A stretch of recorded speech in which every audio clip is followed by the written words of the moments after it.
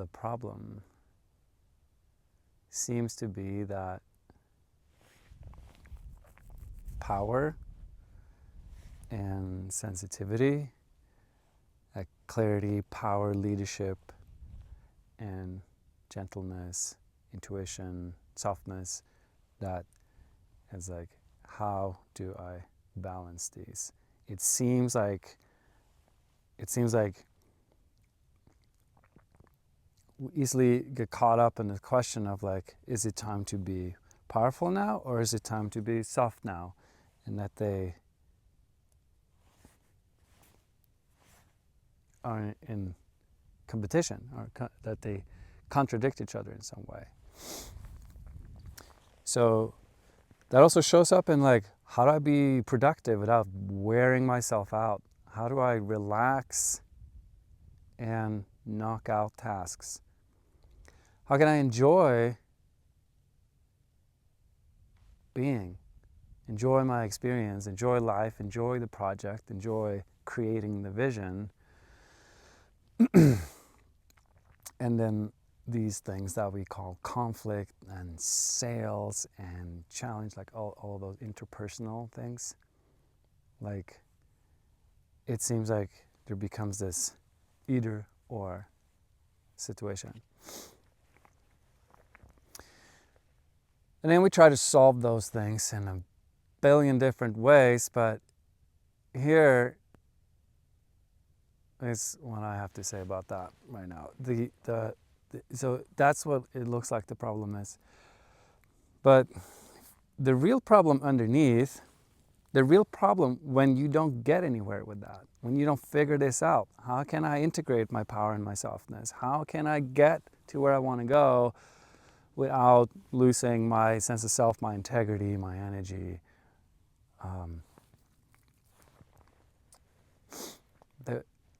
When that's a problem, and feel like you're really having a shift with that,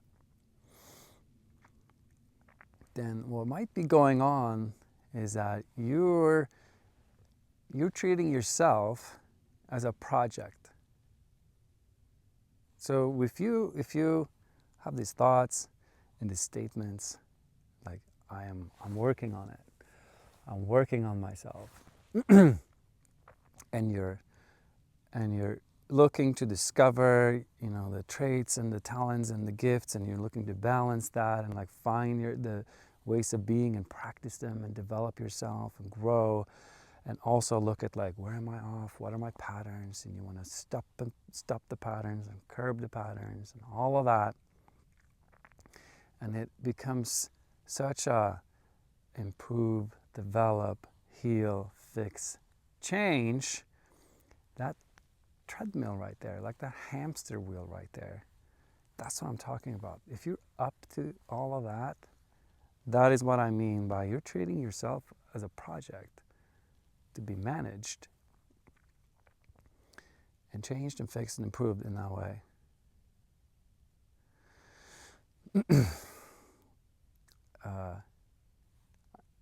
And if we pause and we're like, okay, how is that working out for us? Where'd the fun go? And in the amplification process, the first pillar is to go in right there, because when it makes sense to us to be tracking and improving and healing and fixing and developing and growing and working on ourselves like this, when that makes sense to us, it's a clear sign that what we take ourselves to be, who we think we are, our identity is off. Like we're now looking to answer, who am I, through all these thoughts and perceptions and stories and traits and this analytical, dualistic thinking, and it's kind of flat. There's not much life there. So we need to take a fresh look. We need to pause, slow down, and look at, wait, who am I improving?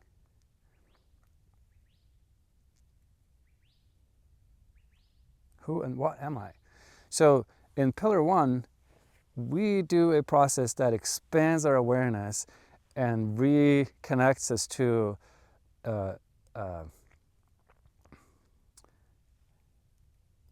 this might sound a little woo-woo, but it's the best language I have, like your true self. And your true self, your essence, is not something to be managed like that and improved and tracked. That when we're up to that, we are misunderstanding. We are not in touch with our true essence. So when that opens up, then we open up to a whole new game. And it takes us, so I'm going to skip over, so there are 4 pillars in the program. And the 4th pillar is the power of slowing down framework. And that's about, from this expanded awareness and this coming back in touch with what's truly you, beyond all this stuff, then we can discover and ease into the power that comes with slowing down. And so now, so those problems that that we talked about in the beginning, like how do I negotiate and care about the person and also like get a deal that I love? Like how do I sell? How do I market? How do I enroll people? How do I, what's that expression? Take no shit, do no harm. Do no harm, but take no shit. Yeah, that. And how does that become enjoyable? Because if you are, well, it's obvious if you're a founder, a business owner or leader, but as a parent, as a partner, as a lover, like that space of voltage in human relationships, when things matter and you have to show up with your full self, like you gotta love it. Like if you have a not like relationship to what we call conflict or negotiation or like that kind of stuff, business is gonna be hard. Life in general is gonna be hard. But if we come out of that project mode, false sense of self, and we ease into the power of slowing down, and you start to now surprise yourself amidst these intense situations. So that energy just inspires creative, fresh response now in the moment, off the cuff. Now you're playing a different game, and now you can enjoy it. And you have to. You gotta love it. You gotta love that stuff if you wanna create, like the vision, whatever the calling and the vision that lives in your heart, if you want that, you have to love this dimension of the human experience, and you need to find a different way. So it starts with 1, hey, you're not something to be fixed and managed. That's not who or what you are. That's not your true nature. So we need to open back and reacquaint ourselves there.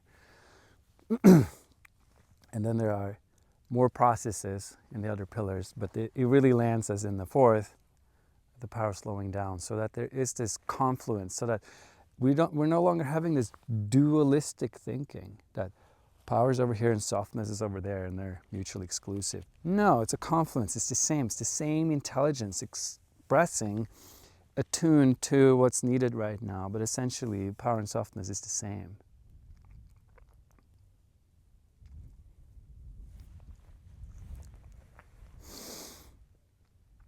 Okay. Before you jump on this call, there's 3 more primers that I want to tell you about. And the first 2 we'll happen through telling some short stories. So first, there's a guy outside of the bar, down on the ground, looking through the grass. He's lost his car keys. And people come up and ask what's going on. I've lost my car keys. Okay, let me help you. So they start to help out, and suddenly there's like 7 people bent over, crawling on the grass, looking around. And suddenly it occurs to one of them to ask the simple question, hey, where did you last see these car keys of yours? And then he points way over there to where the truck is parked, where it's really dark, and he says, over there. And then, so why are we looking here? Well, it's much better lighting over here.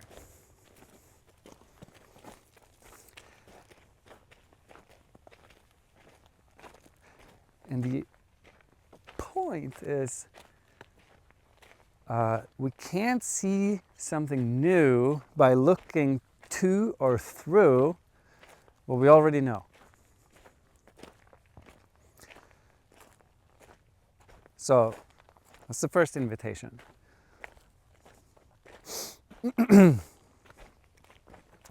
Second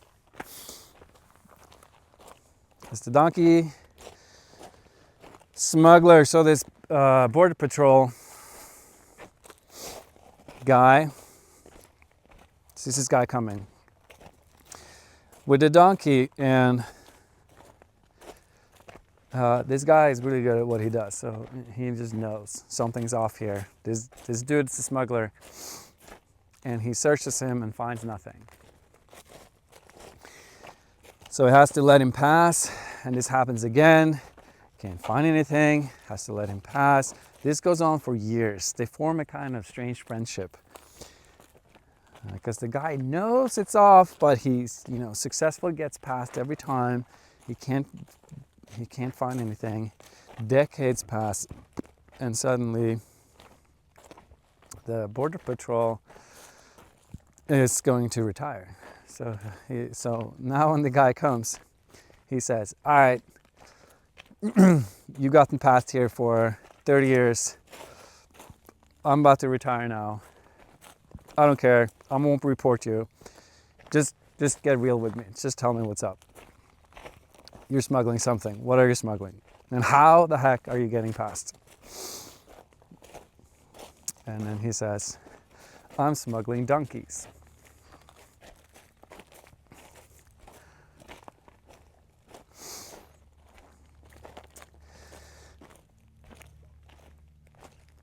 The reason I share that is it takes quite a bit of courage to admit that what's not been working so far will in fact never work. That can be a big deal to admit, especially when we do not yet have an alternative. So you're going to have this call because there's some challenge you haven't resolved yet, or there's a way you've been trying to move forward and it hasn't worked for you.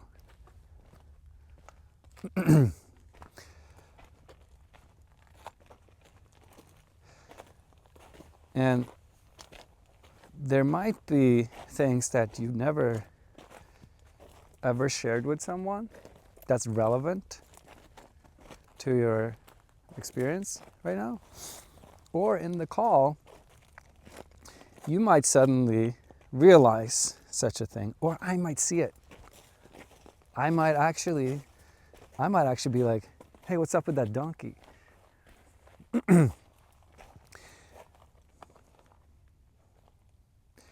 And I promise that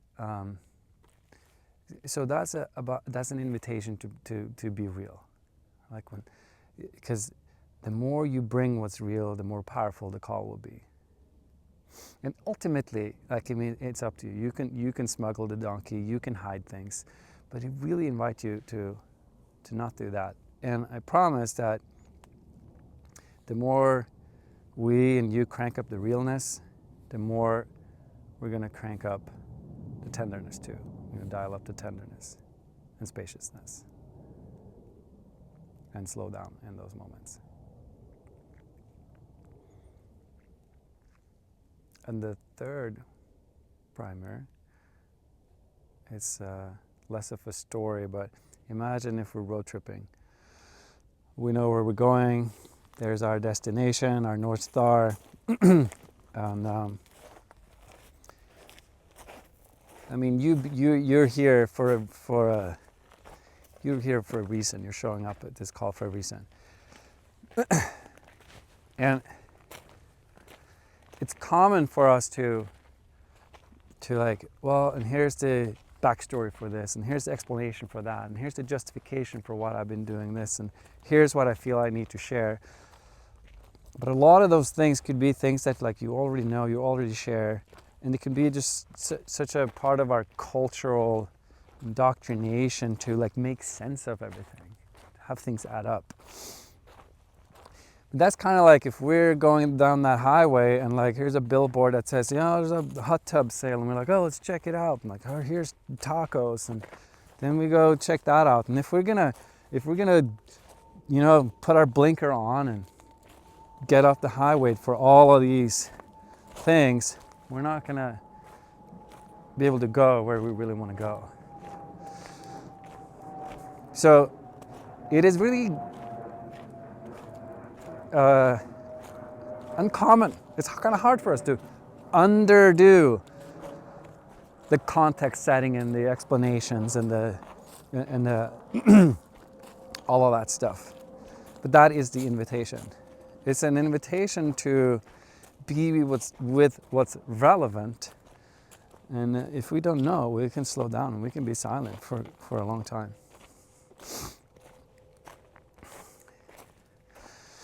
So what this sets us up for is both of us being able to say, like, oh, there's a donkey here. Okay, tender space. Evoked, available for you. Right? Or like, is that a billboard? Yeah, it's a billboard. It's not so relevant. Let's keep going here. And